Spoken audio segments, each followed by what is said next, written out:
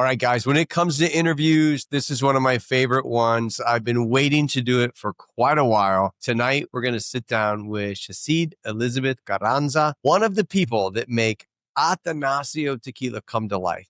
She's going to talk about the whole story of how she got into tequila, how her dad, master distiller Rene Carranza, became the master distiller of Athanasio and Familia Landeros, the distillery there in San Pedro Los Landeros, just outside of the town of Tequila. Talk about how special their tequila is, what they're doing that makes this so great, and what I believe is the best experience in tequila. Check this one out. You don't want to miss it.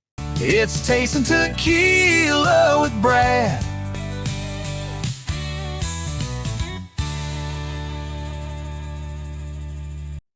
Okay, out of all the interviews that I've done, this is one that I am truly one of the most excited ones that I've ever got the opportunity to do. I'm here with one of my favorite families from tequila. I'm excited to have you here, Sheccid. How are you doing tonight? Oh, that means a lot, amigo. Thank you so much. I'm very happy. I'm very excited to share this little space with you and talk about tequilas and drink some tequilas together. Thank you so much for the invitation. Well, I'm going to say this. I want to go ahead and pour a fresh pop from this repo. I am so excited. I did get to drink this with your papa at the distillery, but I haven't had it since we've been home. So I want to hear about you and your story of tequila, drinking one of your best tequilas. So tell everybody who you are and your little tequila story. Of course, I think I also need a pour of tequila so we can start this conversation flowing. I have my favorite expression actually, which is Orígenes as well, 46 ABV, but this is Blanco. Let me get my little cup.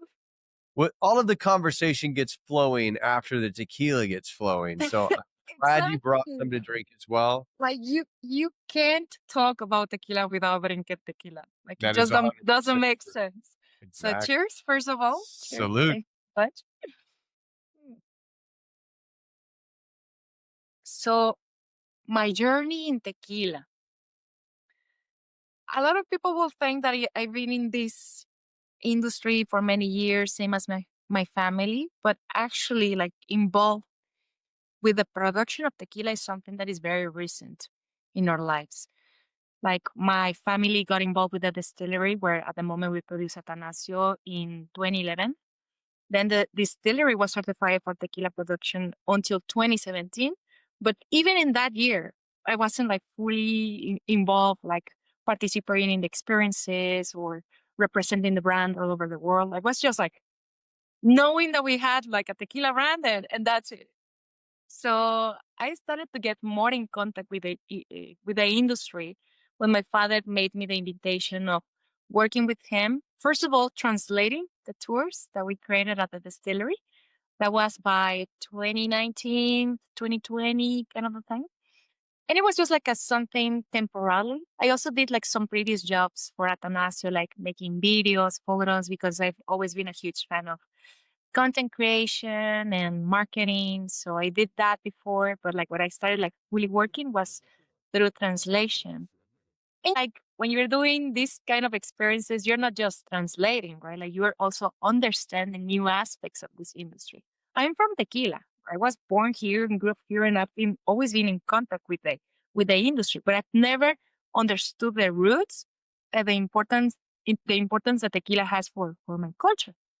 So through these experiences, listening to my dad talking about, the technical sides of the production, but also like the meaning that it has for him and for people and the value that of the farmers, right? Like the people that is taking care of the agaves, like understanding all these little aspects. I was like so amazed. And I couldn't believe that I never realized that from the beginning. But I guess it's a journey that everyone has to pass through, right? So I think like doing that process of translating is where I learned the most and I fell in love with the industry completely. So I will say that like truly starting in the tequila business around 2019. And from there, I started to now guide the experiences by myself and now representing the brand in various events, tastings. And I say that we do a little bit of everything, right? Because we're a small company. So it's not like you just focus in one thing. Like you have to you have to divide the activities. But we love what we do, and I truly feel blessed that life brought me to this path because I think I found my passion through tequila, and that's something that I will never expect. I was like, no, I don't want to do anything that has to do with tequila. I don't want to be here.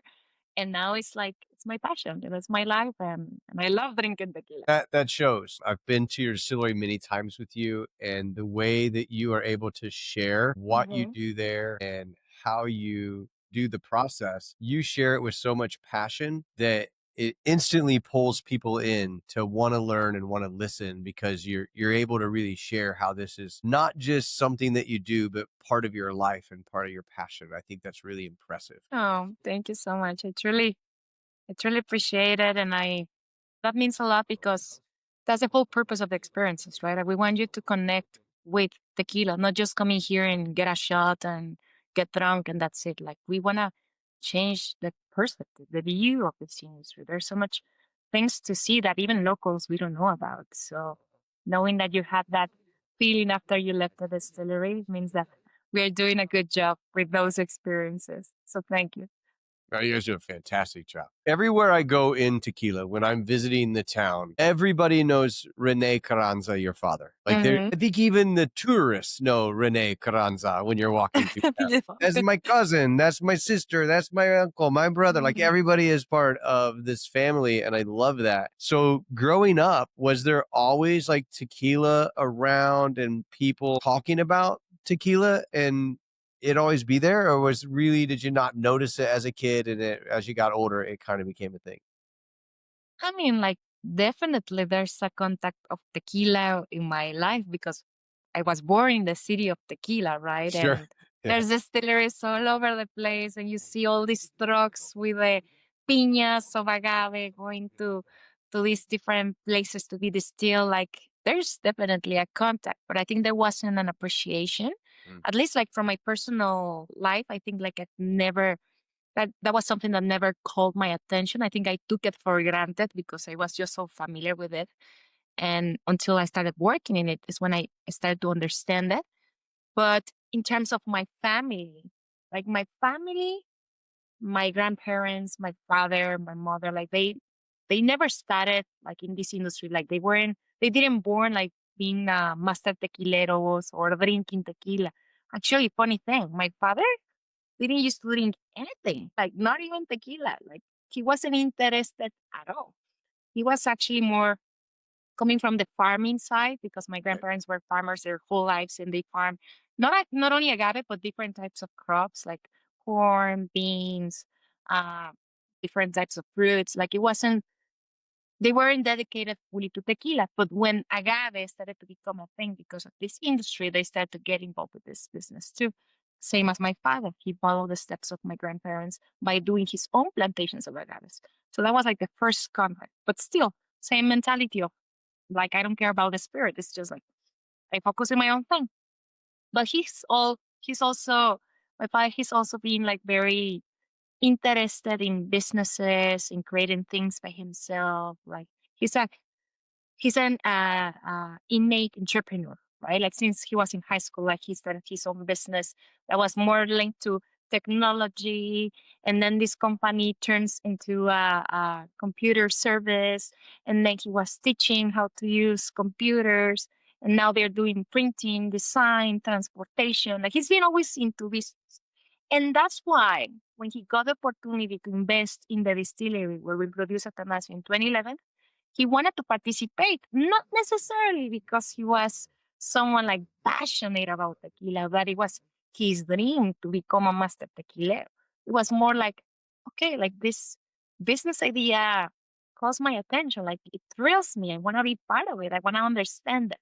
So in 2011, he started to get like deeper into detail in terms of production of tequila, which at the time wasn't tequila what we were producing at the distillery. It was agave spirit Mhm. because the distillery wasn't certified, right? So he started getting involved, understanding process, and I think like from there same as me, he started to realize so many things about this industry, right? Like how complex it is and how rich is the character of tequila, right? Like when you make it respecting time, respecting the ambience, the environment that surrounds your process, and of course the time in the lamp.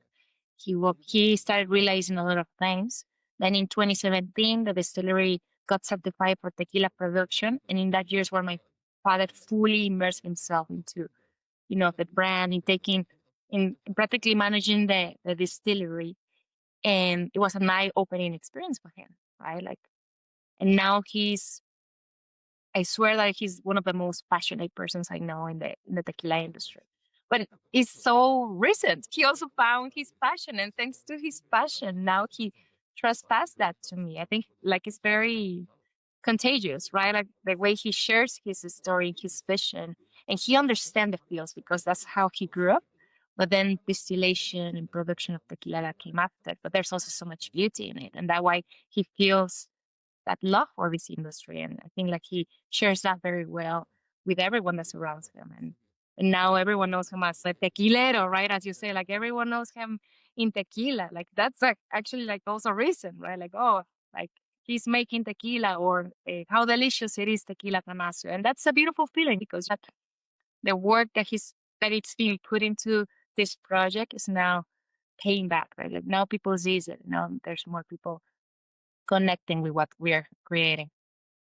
His passion is contagious as well. My wife and I were talking one day when we were riding in a car with him and Christiana, and we were talking about him at one point being a teacher. And Tony's like, well, if he was a high school teacher, that was probably distracting to a lot of the girls in school. Because your dad's a And pretty good cute looking little guy. smile.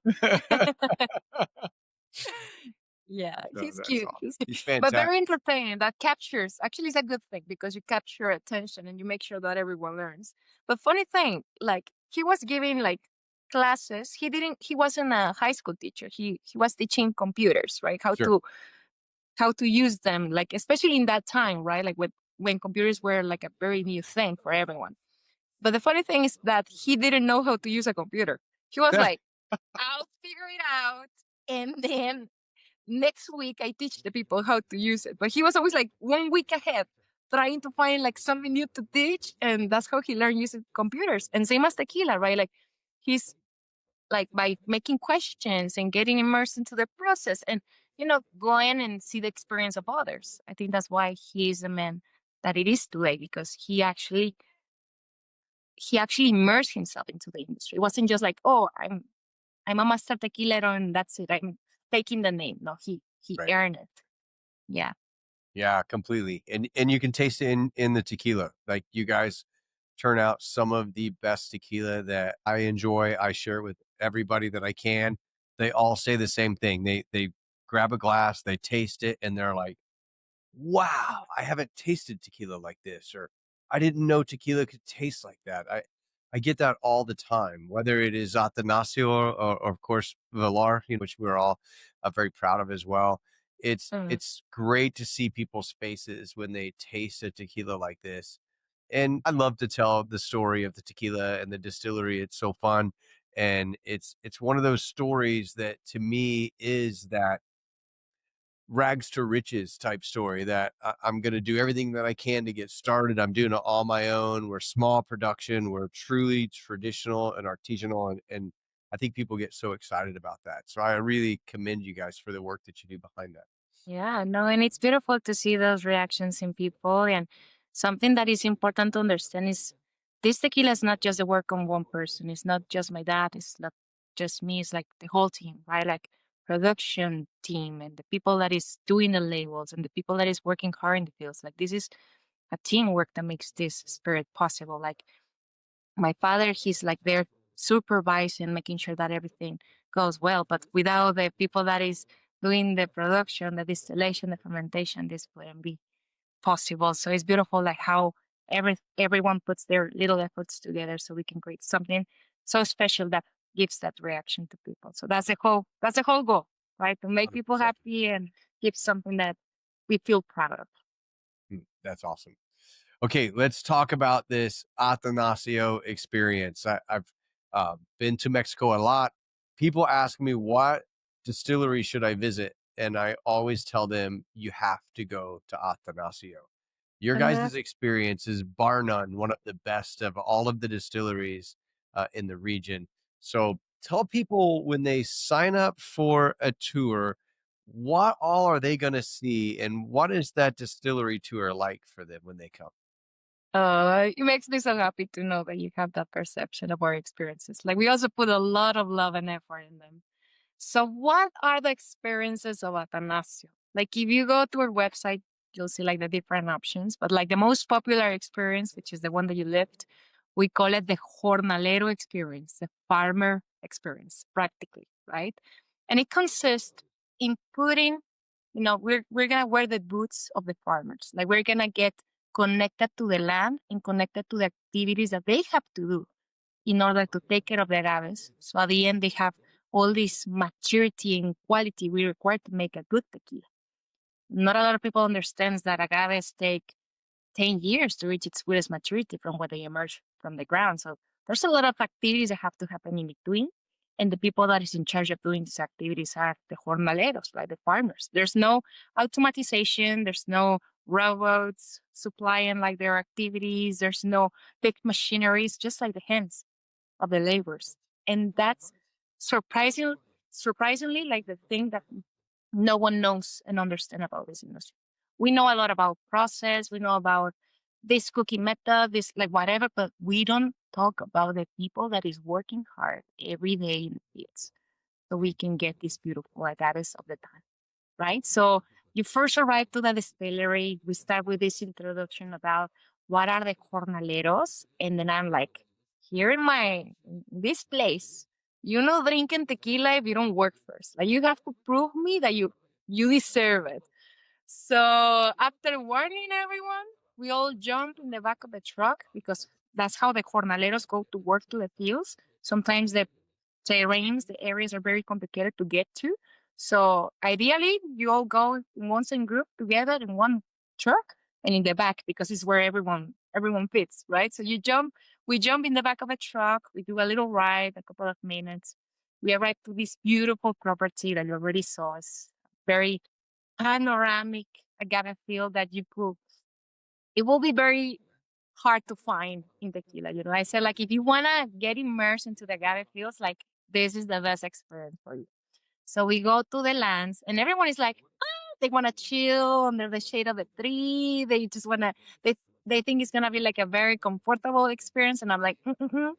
I take my little tools, I bring them all to me with me, and also like I wasn't kidding. Like we actually work it. So there's where we start talking about different activities that the jornaleros do. Like the one I focalize is the harvest of hijuelos, which is how we reproduce the agaves.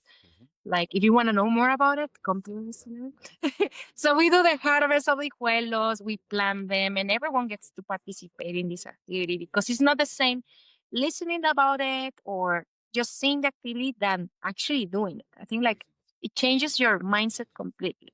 So everyone participates in this activity. And after we plant the agaves, we start discussing more about this plant and questions that everyone might have. Because for us, it's very important that this space allows everyone to understand better the tequila culture. Like that's what we want to promote. That's why our groups are very private. Like we want to make sure that when you leave, you change your perspective about tequila completely, or you learn something new. So we make a space for everyone to make their questions. So after talking about the agaves, we join under the shade of a little tree that where we set up a little fire, a little table with some food, and we all prepare our breakfast, which is also known as the farmer breakfast or the jornalero breakfast.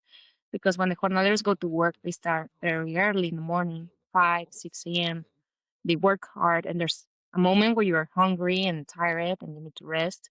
So you join under the shade of a tree and you set up your food and you heat up your food, right, to recover.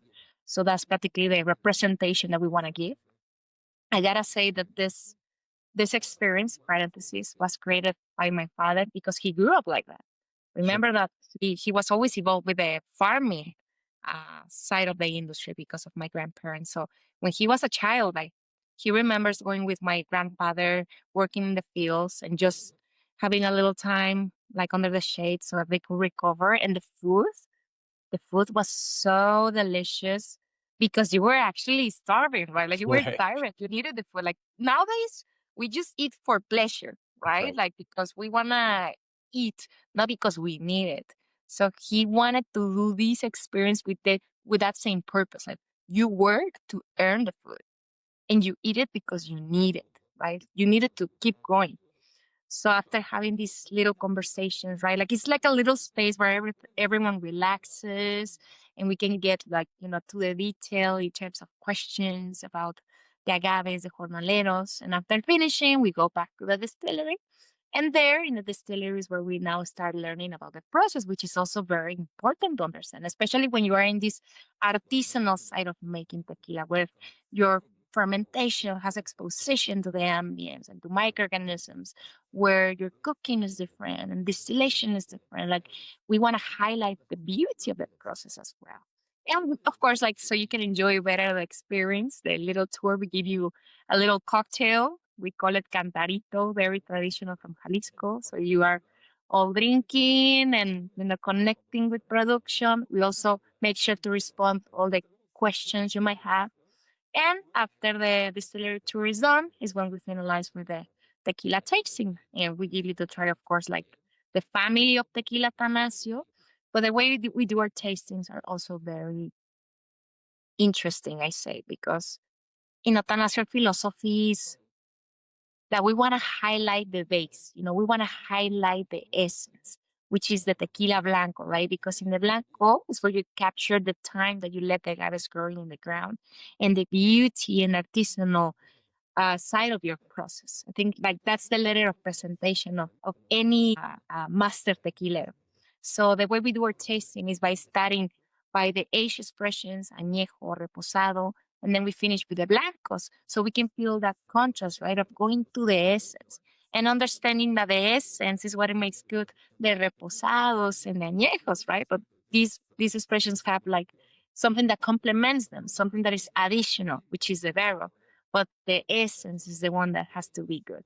So I guide you through all these little steps of how to taste tequila, how to undress it, right? And at the end, like we share our experiences and you find what you like, you find what you love. And since the tasting goes at the end, after working hard, after having all these conversations, after understanding process, tequila tastes completely different, like in a different perspective. You're like, wow, I didn't know that to make this little sip of tequila, there was at least 10 years of work. And there was like all these jornaleros working hard. And then they were doing this complex production. And here we are, right? Like I feel that tequila tastes different after living our experience. So if you are around tequila, please listen to Brad and come to visit us. I would love to share more of the tequila culture with everyone. If that description right there doesn't want to make you right now book a flight to Guadalajara, stay downtown or at Casa Sayas, or even if you have to pop a tent outside of San Pedro de los Landeros to get in early, that description is the reason people need to come to I'm Atanasio and do the experience. That I'm very that was glad we filmed phenomenal. this. I'm very glad. Like I think I Oh, was like, oh, okay. Like I think that's a perfect commercial description. yeah, you're gonna use that on your website.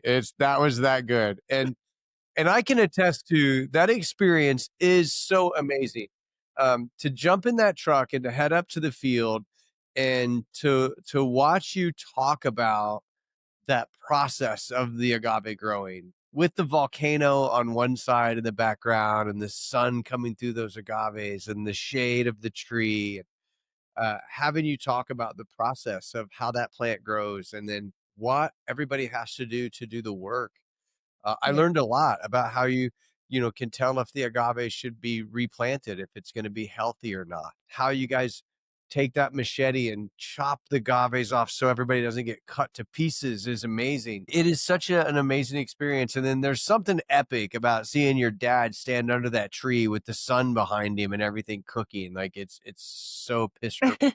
Preparing the fire for all of us. Gonna put a video during our talking of that whole epic thing of your dad standing there. But it is an amazing experience. And then to come back to the distillery and see something that is artisanal, like you talked about, that's smaller, than what most people are expecting to see. But that does drive me to a question, because now there's this new little piece of equipment that I got to see. Have you guys done a batch in the new stone brick oven yet? Yes, at the moment, we producing the first ever batch with that brick oven, and we're very, very excited to see how it's gonna come out. Like for those who doesn't know, Atanasio regularly cooks the agave with a autoclave. Like the autoclave is made of stainless steel, and you cook the agaves with steams and pressure. So with the brick oven, like now it's taking us longer time to finalize the cooking process because now we're using the steams, right? The heat. So it's now taking us an average of 3 days Wow. to get the agaves ready for the next steps. So this first batch of cooking agaves in the brick ovens like taught us a lot because actually the agaves came a little bit caramelized, so we are excited to see what characteristics that is going to provide to our tequila. And my dad is also making some little things on the sides because we're thinking of maybe making something special with this batch that we first create with the brick oven. So he's making like some fermentation that is different as well to what we typically do. Like he's now doing with fibers of the agave and playing with it. My father is a mad scientist. He likes to go a little bit out of the lines. So I'm so looking forward to see how it's gonna come out. But yeah, we are very excited because in Athanasio we also want to go back to the old school. You know, we want to little by little bring all of these old processes we used to see in the tequila industry, you know, like brick ovens or maybe like an underground oven in certain point, open air fermentation with fibers, with a pipon, distillation with copper. That's something that we cannot do from one day to another. There's the intention, but people has to understand that there's investment behind, right? So Oh, sure. we want to do it like little by little, but that doesn't mean that because you don't have that equipment, you cannot make like a good product. My dad is, he always says like, it's not about the tools, it's how you play with the tools. That's right. So it's understanding even the modern equipment, right? Like how can you create something interesting? And I think that is very good reflected in the current line of Athanasio. Like what we all taste is coming from a production with stainless steel. And people is like, what? I thought you were using a Tahona. I thought you were using like pipones. No, it's stainless steel, but we know how to play with the tools. And now we are, after understanding that, it's like, how can we play more? We want to bring more things. We want to understand better. We want to create more variations. So we'll see. We'll see how it's going to come out this first batch of Tequila Atanasio in the brick oven. So is that batch right now in fermentation? In fermentation stage, that is correct. And we are cooking another round of agaves at the moment. So, So let's so see. looking So forward to taste it. if it's in fermentation now, if I booked a ticket to fly down the day after tomorrow, I'm probably getting close to being able to taste that coming out of the still. Yeah, coming out of the still. Yeah, like it's actually almost finalizing the fermentation. I suppose like probably in the next couple of days there's gonna be Yeah. some from that batch. So you better run, Brad. You better run. I don't know if I can talk my wife into letting me fly down in 2 more days. Over the last 3 months, I've been in Mexico as much as I've been in America. True. I've seen you more often in Mexico than here. No, I love it there. I just want to move there. But I'm so excited about tasting that product. Not that your product needed any improvement in any way, shape, or form. It's Yeah. about being able to have another expression, another piece of this fantastic tequila. And that I'm really Another excited. toy. Exactly. Another Exactly. toy to play with. Yeah, definitely. Like we're so excited, and like being a mad scientist like my dad, like I'm sure that is gonna bring up a lot of new stuff in Atanasio. So is this going to turn into a SKU of product where you're going to have Atanasio Blanco brick oven, Atanasio regular, Atanasio high proof brick oven? Like, are we going to create some special expressions that people are going to be able to buy to know that it's specifically that new one? Like at the moment, we're still trying to figure it out what are gonna be like the purpose of the brick oven. Like, of course, it's gonna be part of our family of Atanasio. Maybe not creating a new label because I think like there's various expressions already, but like giving some extra to maybe the Orígenes line. We still don't know at the moment. Like I don't want to lie to you or like invent things that we're not precise at the moment, but definitely it's gonna be part of our regular productions. We just still figuring out like where we're gonna focus that production to, or maybe for special editions. But it's gonna be part of our regular production. Like the idea is to keep the brick oven and the autoclave working all the time. So we have a flow. We have a flow at the distillery. So we'll see. That's why we want to test it, right? We want to see what character this cooking process has, right? What has to offer. And we want to highlight that and make it like 100% brick oven, or if we want to combine it. So Sure. we are now in the experimental stage too, like understanding, and then we'll see. We'll see, and people will know very soon what we're gonna do with this new cooking method. Fantastic. Okay, let's dive into this one, because this one is the one that I have is Mexico only. This one was not put into the States, if that's correct, right? And At the moment, it is available in the US. right. So Right when now. I got this, it was only in Mexico, and now it is available in the States, correct? So It mine's is. all in Spanish. So I can't read any of this one yet. I have to Google lens everything about it. But because that high proof that you held up, okay, so this is one of my favorite tequilas to drink. This high proof Blanco has all of the great Athanasio flavor in the purest form. And of course, over my shoulder is my favorite Blanco to drink. This is fantastic. I love it. I wish it was more available in my area, because I would have so many more of them at my house. I know. So We're working on can we that. let's talk about the differences from your original Blanco to this, and then talk about the Repo product and really what this is all about, so people can know to look for these and find them and how special they are there. Okay. So first, I can tell you the differences. So the bottle that you hold, like the one that is behind you, the this bottle of tequila blanco, well, that expression is at 40 ABV. That's the result of the production that we have in our distillery. We do cooking with an autoclave, open air fermentation in stainless steel tanks. We do double distillation in stainless steel stills. And then after we get the tequila, or still strong tequila 55, we take down the tequila, the proof, to 40. That's like in generalization what the process represents in that bottle of Tequila Atanasio.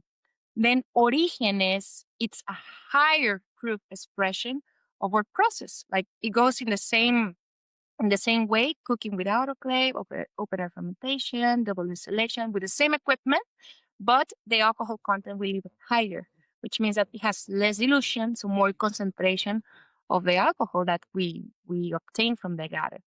And like in essence, in the process, like they are the same.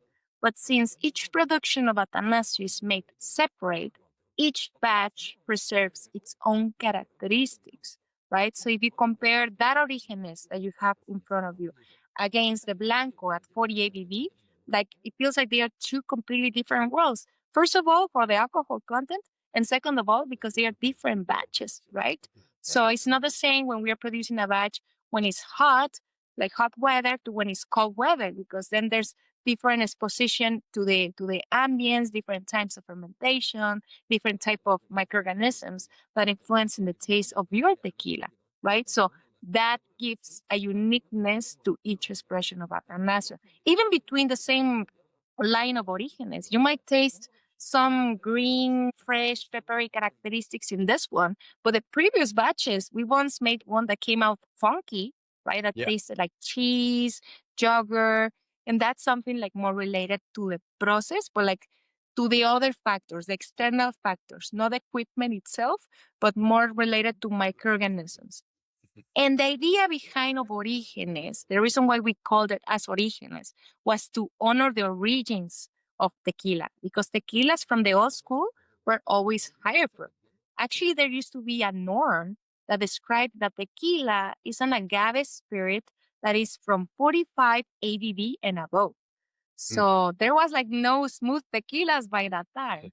And my father, with the idea of going back to the old traditions, to bring people to how tequila used to be, he wanted to make this line of high proofs. He wanted to be disrupted, right? Like that you don't have to make something smooth to bring people to the tequila world. Like you can give them something like this intense, but it's so rich in characteristics that compensates the spiciness. So that's the idea behind of this other presentation.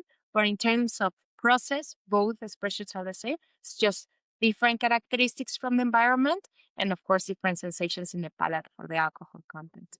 And well, the one that is on your right hand, the Orígenes Reposado, that's a new release. It's also a 46 ABV expression. It's a high proof, but this one, we age it. We make it a reposado. This tequila, we put it inside of American oak barrels. These barrels were used. Then we char. We did a medium toast to the barrels, and we let the tequila 7 months. After the 7 month aging was done, we took it out, we bottled it, and that's practically it. It preserves, like all this sweetness and pepperiness, greenness from the plant, but very well balanced with the oakiness and these honey characteristics that the barrel has to offer. So that's in generalization what each expression represents. The honey and the caramel and the vanilla that shows up in this repo Uh-huh. is Uh-huh. even more intense than your normal repo. And I think that's because the agave is so much more intense in the Mm. flavor as well, that like you would think, oh, well, this tamed it down, but no, the agave like punches it up. Like the flavor, Yeah. there's more there and more rounded, and it's delicious. But I have to tell you, if I'm gonna grab one, that's why this is almost gone, and this is half. The you añejo you over have there is to go almost full. you have to get some more orígenes. And definitely, like I agree with you. Like I normally drink tequila blanco. Like that's Me too. my go-to. I always have my bottle of blanco wherever I go. But I think like this reposado high proof highlights like the beauty of both sides, the beauty of the character of the agave. Like you don't lose it at all. Like actually, I feel it's very present. Like it's not like I'm here. And the barrel, I feel like it gives like that sweet touch that makes this beautiful dance between all these characteristics. And like so far, it's been one of my favorite reposados. Like I love the high proofs. I love this light oakiness, and like I'm so looking forward for people to give it a try. Like we've put so much love into it, and as I told you, like it's now available in the U.S. market and probably very soon in the stores that are close by all your listeners. So if you have the chance to try it, like definitely do. It's one It of our favorites so far. it is so amazing, and I actually hung on to it with it unopened on the shelf, waiting for this interview. I brought this home and back in early August, so it has just been Yeah. waiting for this interview because I wanted to share it with you when we were on here, and it is so good. It is so amazing. Thank So you. Thank you so much for sharing this bottle with me. It truly means a lot. Salucita. no worries. Cheers for that. Yeah. Cheers, cheers. Okay, tell everybody, where can they find you? What states are you readily available in that someone can run out and pick you up in a store today? Oh my God. It's because we have presence at the moment, if I'm not mistaken, in 20, in Okay, 20, you said countries or states? states in the Okay, in U.S. 20 states in the US. But the ones like, of course, that the main markets will be California, Florida, we're in Illinois, New York, New Jersey, Texas, and then in other states that maybe you won't see the brand like everywhere, but you can find it. Like my suggestion is always like go and searching in your Google searcher, like Tequila Mhm. Atanasio in California, in Texas, and then it's gonna pop up information about the places where you can find it.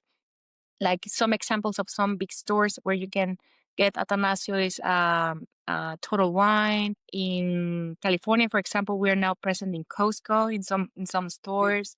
We are in Specs, and there's also some great online stores such as siptequila.com. They do shipping all over United States. So if you are in a place where you can find tequila Athanasio in the stores, like you can order directly from them. And there's many examples. That's why I always suggest like go and give it a search, and I'm sure that you will find like something that connects you with the brand. And like in bars, restaurants, we also are pushing our presence, but it's hard to tell like from all these different areas where you can find it precisely. Like I always say, like just pay attention or ask, because when you ask, also the bartenders and the people that is taking care of the bars like will know that the Athanasio is there, right? Like that Athanasio is making itself present. So we are putting so much love to make Athanasio arrive to more and more places, but we still like working on that. We're still pushing it, but if you have the opportunity to search for it, like I'm sure you're gonna find it. That's very important for everybody to know. If Athanasio is not in your area, when you go into your liquor store, ask for it. Show them how to find Athanasio on their website, athanasio.com. Ask for it. That way, that gets that liquor store to know that you're interested in it. Then they're going to start asking their distributors for Athanasio. The distributor's going to look for an importer. The importer is going to find a way to bring Athanasio to your state. So if it's Yes. not in your So state, please order Athanasios wherever you go. yeah, and that's very important. A lot of people don't realize that if you walk into a liquor store and what you're looking for is not on a shelf, go ask for it, because that's the process of getting that tequila here. They're in Illinois, so I can only drive to Chicago to go pick this up, but I do order a lot from siptequila.com, which is a great place to get great tequila. So if you're in a state that you don't have Athanasio, go there. Go to their website. You can get a lot of information at Athanasio's website. And you also can sign up for the Athanasio experience on the website as well, correct? Exactly. Like you will see all the information of the various experiences we offer. Like you book directly, and I'll be waiting for you to work in the fields with me. There you go. So you also can find them all over social media. Both Sheccid does a great job. Her dad, Rene Carranza, on Instagram, he posts amazing stuff. When you're in Tequila, there's an amazing bar to go to when you're in town too. And all I can do is encourage people to find Athanasio, follow you guys on social media, and go do this experience. And seriously, if you have a question about the experience or how to do it, please send me a DM, send me an email, call me. I'll help you get this set up so you can go do one of the best experiences in all tequila. And Sheccid, I want to say thank you so much. I know you're incredibly busy. You got all of these fantastic, wonderful things happening in your life that we're going to talk about later. You're so amazing. I just really appreciate you doing this for me and taking your time, and love you, girl. You guys are amazing. I can't wait to come see you again, and salute. Saludcita, thank you so much for the opportunity, Brad. It's been like such a lovely time to share all of this together, and thank you. Thank you once again for the space. Like I'm so looking forward to see you back in tequila and keep going with the chisme. Who knows? We may be there soon. So thanks a lot. Yes. You always surprise me. We'll surprise you. Exactly. All right. Yeah. Have a great night, my friend. Cheers. Too. Thank you so much. Cheers.